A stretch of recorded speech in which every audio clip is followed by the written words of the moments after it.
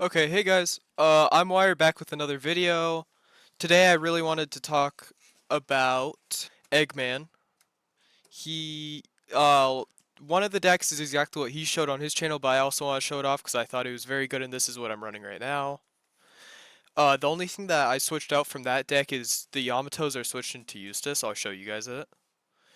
And then I also wanted to talk about the second deck. It's mixed. It's a film. And yeah, let's get into it. Okay, so this is the one that I was talking about that was on Eggman's channel. So Eustass, and I wanted to talk about the cards now. Eustass is people aren't respecting him a lot in the community, I've noticed, because I go to the local tournaments and people don't like there's some other cards that are newer and there's like 3 or 4 rush decks that people really like. Eustass is not exactly he's like a worse version of a rush deck, but he's green. He's not red. So he can do a lot of cool stuff that red can't do. Like so this deck has a lot of counters, like +2. Izu's only here for the counters, and when on play you can rest characters with cost 4 or less. And when you do that, basically if there's a Zoro, he's basically gonna throw out like barf out characters that are like 1, 2, 3, and 4 costs really fast into the game. And what you do is you'd bring out your jewelry Bonnie on your first turn if you're second, and then you tap it, and then he'd throw out his 1 cost or 2 cost. Let's say that. And then your second turn, you're going to play Izu. You're going to tap that guy because he's not attacking with him because it's his first turn. And then his guy's going to get tapped if it's 4 or less. And then you go with your lead with whatever Dawn you have and throw it to his guy. And then you always want to make sure to clear the board with Eustass because Eustass just has such a good board clearing just because there's 4 Izus. And also, you don't have to have, like, you have a lot of blockers in here, but you also can use a lot of counters to keep yourself alive. Because Izu, as you can notice, is a 2k counter, and you can also play her on turn. This character, really strong. I did actually switch it out in my second deck that I'm going to be showing you guys. And with this one, you rest up to 1 opponent character with cost 5 or less.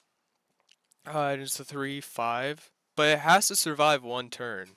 So if you can't keep it alive with counters or blockers, it really does not help the deck. So if you're trying to play way more offense than defense and you can't keep her alive, I would take her out personally. But just because how many counters and how many blockers are in here. And then Killer. He's a blocker, and if you put 1 Dawn on him and somebody attacks you and you have 3 more characters out, you would want to block through this because you draw the card. But if you could just throw it to your leader and not make one of your blockers use it, that's also good. But if you have a killer out and you have the 1 Dawn on him, use your punk because you can rest one of the enemy's heroes, and this just shuts down Zoro decks very easily and Del Flamingos. Yeah. And then let's go to Trafficker Law. He is $20 right now. He's some more expensive card, 25, $20 USD. Um, on play, basically, so I'm going to play his ability and take out Capone and put in Killer. And then instead of paying 2, you pay 1 Dawn to put Capone back up into the game and you have your Killer there because you switched them out. And then let's say that you had a Jewelry Bonnie, you could do the same thing. Okay. Let's go to EUSTASS KIDD. He is the engine to this deck. He is genuinely the engine. So he is one of the strongest cards, and this is how you beat some decks, like most rush decks, you can beat them. Whitebeard is one exception. Whitebeard, you can win some, it's a 50-50, honestly. It's how good they are with their deck and how much they know Eustass. So, this Eustass, if you have 1 Dawn on him, he can get if he's rested, if he attacked, or if he used his ability that I'll talk about in just a second, he is the only one that can get attacked by any of their team. Even things that can penetrate block, they have to kill him to get through it. But basically, you would put the 1 Dawn on him after you play him, then you have 1 Dawn left, right?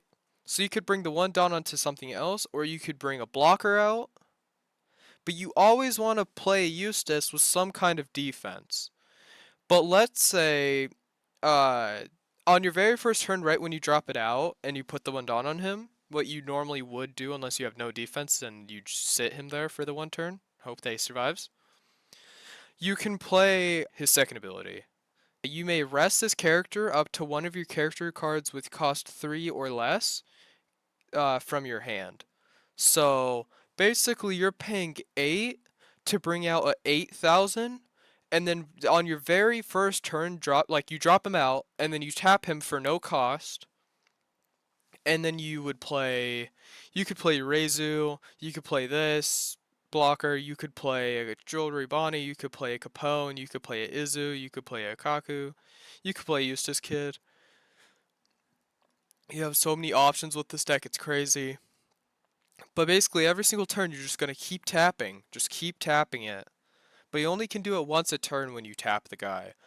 But you could also attack, and then if you could somehow tap him back up, what I don't think there's nothing in this deck specifically that could do that. You always want him tapped unless you have no defense to keep him alive, because he's just a giant wall that nobody can really get through to a certain extent. Because let's say that we have a Eustass and a Reizu and we have a Hawkins. But let's say instead of having that bad team, Eustass, a Law, 2 Killer, and 1 to 3 Capones out. Or something crazy. So basically like you could block and then play another card and then block and then switch them out.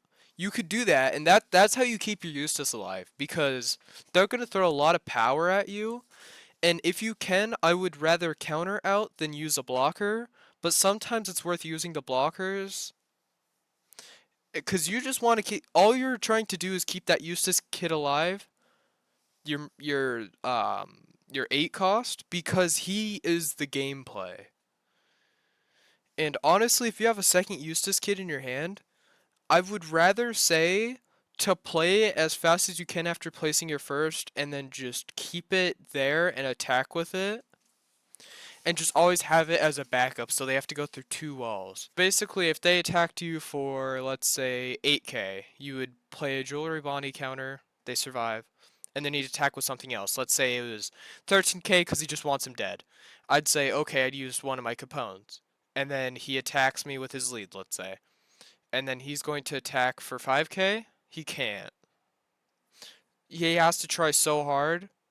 Whitebeard's one of the only characters that can actually beat this deck because he doesn't have to fight as hard to get past the Eustass. And then let's say that it's a Reizu. If you have 2 or more arrested characters, draw 1 card.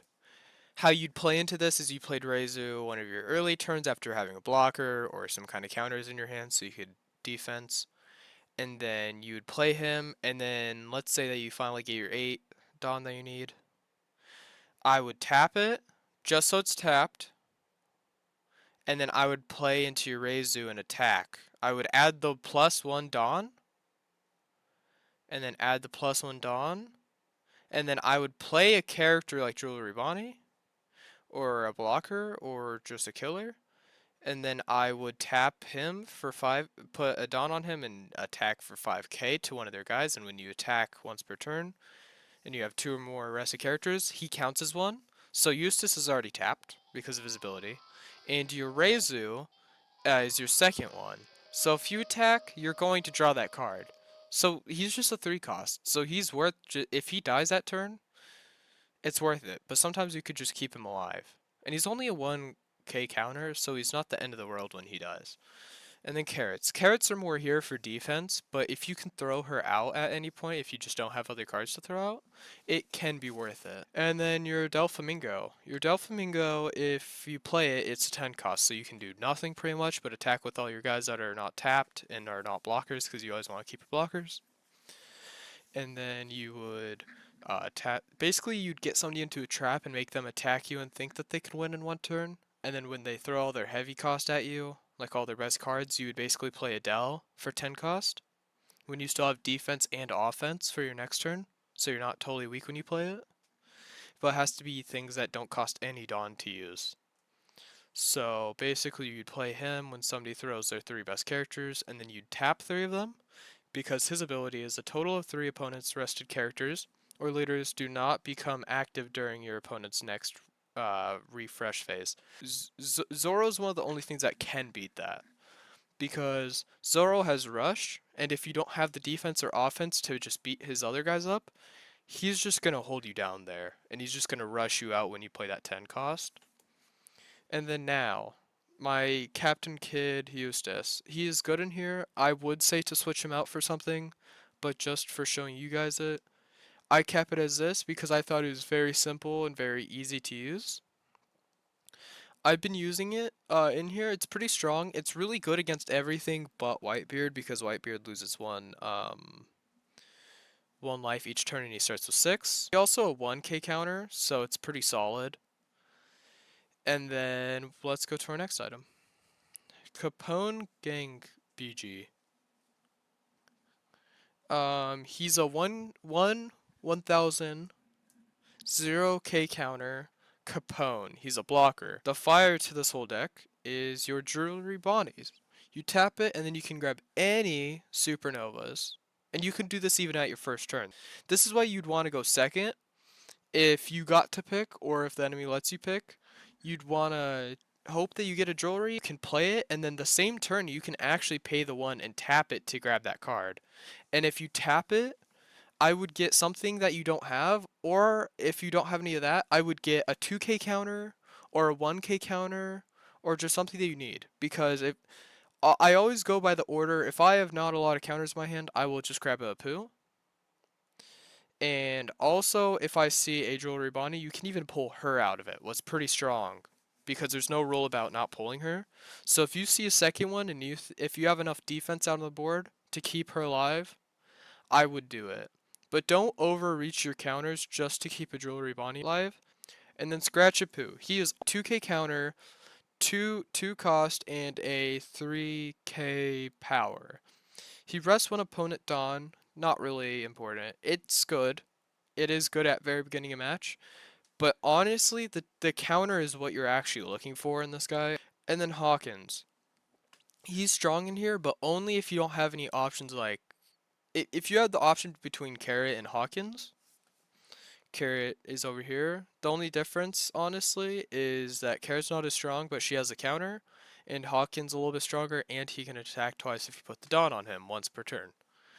But honestly, if I had the option between Carrot and Basil, I would definitely throw out Basil and keep Carrot, because Carrot has a 2k counter and Basil does not.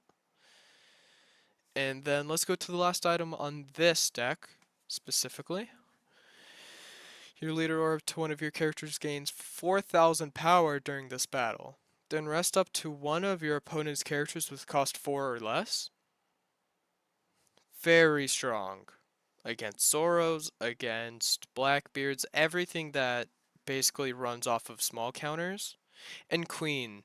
Queen decks do not beat this, because most of them are built by the first 4 rounds are blockers, and as soon as they get that 6 Dawn, they just block until they have a whole line of 6Ks that can just offense you to death.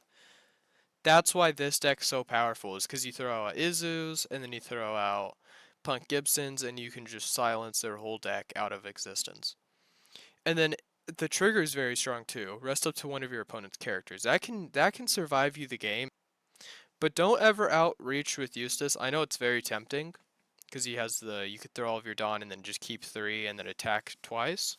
Sometimes it's very tempting, I understand. It's not as worth it as you think. Honestly, I just use it as a 5k or a 6k, and then I would rather hold on for it till you have a Dawn text, play that, silence their team, and then I would wait the extra turn and just push all of your power into this. Alright, let's go to this deck. This is the modified one, not by Eggman. The last one was. This is more of a... You'll notice a lot of the same characters, but the only difference is you have some films, and your films can go into other films, and then you only have 2 films, but you have 3 of each, and then you have your 2 X-Drakes. And a lot of your characters are supernovas, and it boosts all Navy and supernova character types for plus 1000 if he attacks with a Dawn on him. People have to kill him to get to you because you have Eustass, and if you could get that +1 on him, get that +1 on Eustass. If you can get the +1 on, like, honestly any of the supernovas, this whole deck's like supernovas, even the films are. Everything in here is pretty much a 1k plus, and it may not sound amazing, but it is amazing. The Trafalgar Law that you could change it to the other deck, I changed it into this one personally. Set up to one of your supernovas or heart pirate types with a character 5 or less. How I would do it is I would... A lot of interesting ways to use that card, you know? Man, there is a lot of different ways to use the card. All I've been using it for is I would block, and then it'd turn to my turn, and then this guy would survive, and then I would attack with him, and then I would place down this for 5, and then I could attack if I was going to place down another. That'd be all 10 of my 10 cost. Or you could just attack once, play 1, untap him, and then he could still be used as a blocker. And he's also a supernova. And now let's get to the counters. Spiderweb. Up to one of your leader or characters gains plus 4000 power for this battle. Then set one of your characters as active. Both of the counters in here plus for this battle. The only time that's going to stay on anything is when you use the trigger on Spiderweb. It's going to give your character plus 2000 this whole turn.